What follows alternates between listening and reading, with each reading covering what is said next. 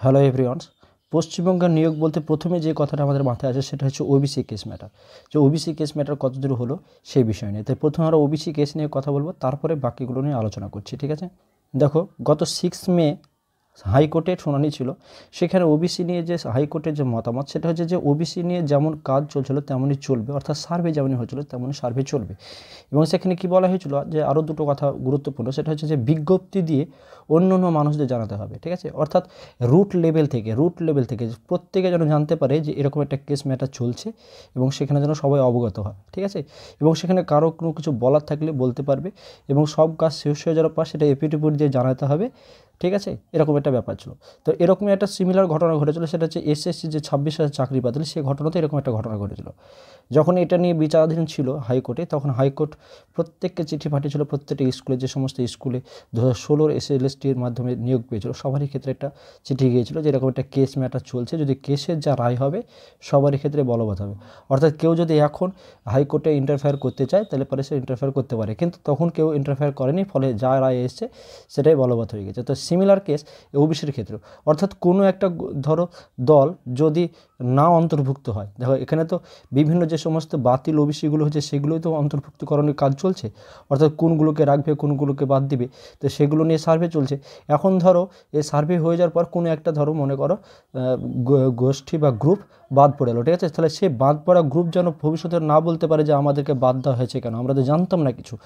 সেজন্য এই সার্ভেগুলো চলছে, সেজন্যই হাইকোর্টের কথাটা বলেছে যে রুট লেভেল থেকে সবাইকে জানাতে হবে, ঠিক আছে? সেটা চিঠি মারফত হোক বা কোনো নিউজ পেপার হোক, সমস্ত মাধ্যমে অন্তত প্রত্যেকটা মানুষের কাছে পৌঁছে দিতে হবে যে ওবিসি কেস ম্যাটারটা চলছে। তাহলে ওই ওবিসি কেস ম্যাটারে যখন সব অ্যালার্ট হবে তখন তার পরবর্তী পদক্ষেপগুলো নেওয়া হবে, ঠিক আছে? তারপরে দেখো যে এই এপিডেভিট আকারে সেটা জমা দিতে হবে, তারপরে শেষ হাইকোর্ট এই বিবেচনা করবে, ঠিক আছে? তাহলে চলো দেখো, এর পূর্বে একটা ভিডিওতে আমরা আলোচনা করেছিলাম 30 তারিখে একটা সার্ভে হয়েছিল, ঠিক আছে? সেখানে বলা হয়েছিল যে এই আদিবাসী ভবনে এই বিষয়ে যে ওবিসির যে নতুন অন্তর্ভুক্তিকরণ, ঠিক আছে, অন্তর্ভুক্তিকরণের যে জনশুনানি হচ্ছে সেই বিষয়ে 29 তারিখে একটা আদিবাসী ভবনে মিটিং ছিল, ঠিক আছে? সেখানে যে সমস্ত ক্যাটাগরিগুলো আলোচনা হয়েছে সেটা হচ্ছে বসনি, গুরং, খাস, মিদ্দে, মণ্ডল, মুসলিম, ঠিক আছে? মুসলিম মণ্ডল, যে অন্য অন্য অনগ্রসর যে শ্রেণী সেগুলো নিয়ে দেখো অন্তর্ভুক্তিকরণের আবেদনে পর্যালোচনা করা হবে, ঠিক আছে? এই বিষয়টা আমরা এই পূর্বে ভিডিওটা আলোচনা করেছি। এবার দেখো যে গত দিনের 6 মের পর যে কী কাজ হচ্ছে সেটা নিয়ে আমরা কথা বলছি, ঠিক আছে? তারপরে দেখো এটা বেরিয়েছে 13 তারিখ, 13/5 মানে 13 তারিখে আছে। দেখো কী বলছে যে এত দ্বারা সর্বসাধারণের জ্ঞাতার্থে জানানো হচ্ছে যে আগামী 13/5/2025 বেলা 12টার সময় আদিবাসী ভবনে, যেহেতু রাজারহাট নিউ টাউনে, একটা জনশুনানির আয়োজন করা হয়েছে, ঠিক আছে? এখানে কোন কোন দল নিয়ে কথা হবে সেটা হচ্ছে দালাল, যেটা মুসলিম আর কি, বৈদ্য মুসলিম, রাজমিস্ত্রি, ঠিক আছে? এই সমস্ত গ্রুপগুলো নিয়ে আলোচনা করা হবে এবং তাদেরকে যে অন্তর্ভুক্তিকরণের আবেদনের পর্যালোচনা করা হবে, অর্থাৎ এরা থাকবে কিনা, এদেরকে রাখা যাবে কিনা, বা রাখা হলে পরে কীভাবে রাখা হবে, ঠিক আছে? কোন শর্ত ধরে রাখা যেতে পারে, এই সমস্ত বিষয়গুলো। কারণ হাইকোর্টের যখন বাতিল করেছিল সেখানে তো মূল পর্যালোচনা এটাই ছিল যে রুলস মেনে এগুলো ওবিসি দেওয়া হয়নি, তাহলে সেই রুলসগুলো কোন পর্যালোচনায় পড়ছে বা তারা আদৌ রুলসের অন্তর্ভুক্ত হচ্ছে কিনা, তো তার মাধ্যমেই তো আসবে। যদি দেখা হলো যে হ্যাঁ, যে নিয়ম মেনে তারা এই ওবিসির মধ্যে যদি আসতে পারে তাহলে সেক্ষেত্রে তাদেরকে আলোচনা করা হবে, ঠিক আছে? তারপরে দেখো পরবর্তী জনশুনানি আছে 14 তারিখ, ঠিক আছে? এখানে হচ্ছে গায়েন, মুসলিম, পেয়াদা, ঢালি, মালিথা, এ সমস্ত, ঠিক আছে?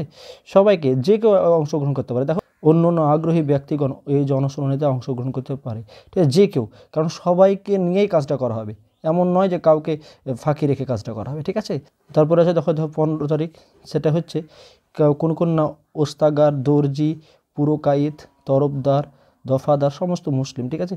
অর্থাৎ মুসলিমদের যতগুলো ওবিসি বাতিল হয়েছে সমস্ত ক্যাটাগরি ওয়াইজ এগুলো আলোচনা করা হবে এবং তাদেরকে ওবিসি অন্তর্ভুক্তকরণ করা যাবে কিনা সেই বিষয় নিয়ে পর্যালোচনা করা হবে।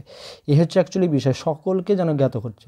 এবার যদি সকলে মিলে সমস্ত কাজ যদি মিটে যায় তারপরে শুনানি হবে। পরবর্তী শুনানি আছে আমাদের 19 মে, ঠিক আছে?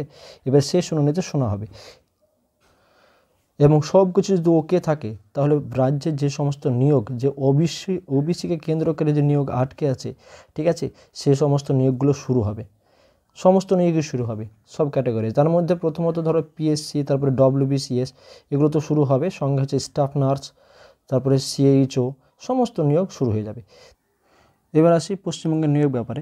ঠিক আছে, তুমি স্টাফ নার্স যদি রিক্রুটমেন্টের জন্য ওয়েট করো, ঠিক আছে, কিংবা ধরো সিএইচও বা অন্য কোনো, তাহলে সেক্ষেত্রে তোমাকে তো ওবিসি কেস পর্যন্ত ওয়েট করতে হবে, কারণ সেটা সরকার আটকে রেখেছে, কিছু করার নেই। এবার যদি ভাবো যে না বাইরে আমি জব করতে চাই, তাহলে সেক্ষেত্রে আমি তোমাদেরকে বলেছিলাম 7th মে চণ্ডীগড়ের লাস্ট ডেট। ঠিক আছে, আমি সেক্ষেত্রে আমার এই চ্যানেলের কমিউনিটি পোস্টে আমি দিয়েছিলাম। তারপরে এখন যেটা ধরো বিহারে সিএইচও নিয়োগ হচ্ছে, ঠিক আছে, এই ভিডিওর মাধ্যমে তোমরা দেখতে পাবে, আমি লিঙ্ক ডিসক্রিপশন বক্সে দিয়ে দেবো, তোমরা ওখানে দেখতে পারো। প্রায় 10,000 প্লাস সিটে নিয়োগ হচ্ছে। ঠিক আছে, তো সেক্ষেত্রে আমি বলেছি ডিটেলসে ভিডিও কীভাবে ফর্ম ফিল আপ করে না করবে। তো যারা ভাবছো যে কি ওয়েস্ট বেঙ্গলে করবো, তাহলে সেক্ষেত্রে ওবিসি পর্যন্ত ওয়েট করো, কবে হবে না হবে, মিটবে কি না, তো তার জন্য ওয়েট করতে হবে। আর যদি অপেক্ষা না করতে চাও, যে তাড়াতাড়ি জব করতে চাও, তাহলে সেক্ষেত্রে বিভিন্ন স্টেটে তুমি পরীক্ষা দিতেই পারো। ঠিক আছে, তো এই ছিল একটা ভিডিও। আমি অবশ্যই বলবো যে তোমরা অন্য অন্য স্টেটে ট্রাই করো, কারণ বসে না থেকে যদি ভবিষ্যতে যদি রিক্রুট হয়, ঠিক আছে, তাহলে সেক্ষেত্রে তোমরা চলে আসলে ওয়েস্ট বেঙ্গল। তবে ওয়েস্ট বেঙ্গলে ধরো রিক্রুটমেন্ট হতে জুলাই আগস্ট, আমি এর পূর্বে একটা ভিডিওতে আলোচনা করেছিলাম, জুলাই আগস্ট লেগে যেতে পারে। ঠিক আছে, তখন হয়তো নোটিফিকেশন বের হবে। তো এই হচ্ছে একটা ব্যাপার। তো অবশ্যই চ্যানেলটি সাবস্ক্রাইব করো, বন্ধুদের মধ্যে শেয়ার করো, আর ভিডিওটা লাইক করতে ভুলবে না।